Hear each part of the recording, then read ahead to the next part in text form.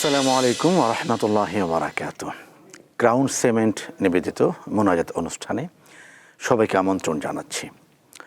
একটি বছর পরে ইফতারের এই আলোকিত লগ্ন, আলোকিত মুহূর্ত আমাদের মাঝে এলো। একটি বছর মুমিন অপেক্ষা করেছে রমাদানুল করিমের জন্য, সিয়ামের জন্য, সাধনার জন্য। এই যে দিন গড়িয়ে বিকেল হলো, সন্ধ্যা হলো, কিছুক্ষণ পরে মাগরিবের আজান হবে এবং প্রচণ্ড পিপাসা নিয়ে আমরা বসে আছি রব্বুল আলামিনের কাছে। এই দৃশ্যটা, এই মানজারটি খুবই প্রিয়। রাসূল করিম সাল্লাল্লাহু আলাইহি ওয়াসাল্লাম আমাদেরকে জানিয়েছেন, আল্লাহ রাসূল বলেন যে প্রত্যেক দিন মুমিনের, রোজাদারের একটি দোয়া আল্লাহ তাআলা কবুল করেন। অধিকাংশ উলামায়ে কেরাম বলেছেন এই দোয়াটা কবুল হয় ইফতারের আগ মুহূর্তে।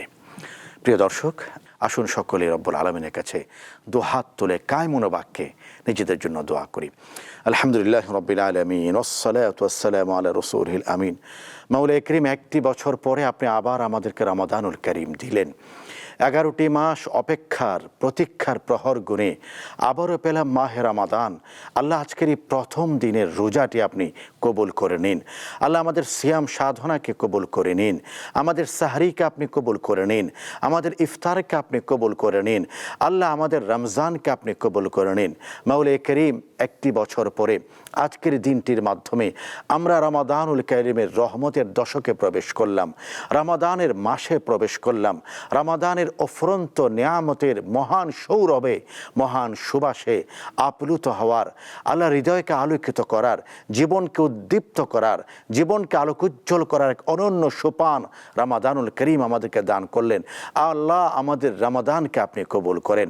প্রথম দিনটি যেমন আমাদের জন্য বরকতময় করেছেন, মাওলা করিম, শেষ রমাদান পর্যন্ত আমরা যেন এমন আলোকিত থাকতে পারি সেই তৌফিক দান করুন, বরকতময় থাকতে পারি সেই তৌফিক দান করুন। আল্লাহ, বছর জুড়ে অপেক্ষার পরে আবার এলো মাহে রমাদান। আল্লাহ, এই মাসের সমস্ত ফজিলত আমাদেরকে আপনি গ্রহণ করার তৌফিক দান করুন। আল্লাহ, 30টি রোজা যেন রাখতে পারি সেই তৌফিক দান করুন। আল্লাহ, প্রতিদিনের সাহরিতে যেন জাগতে পারি সেই তৌফিক দান করুন। প্রতিদিনের ইফতার সামনে নিয়ে আপনার কাছে দুহাত তুলে যেন মোনাজাত করতে পারি সেই তৌফিক দান করুন। আল্লাহ, রসুলের উসিলায়, বিশ্বনবীর উসিলায় আমাদের দোয়াকে কবুল করুন। বিরহমাতিকা ইয়া আরহামার রাহিমিন।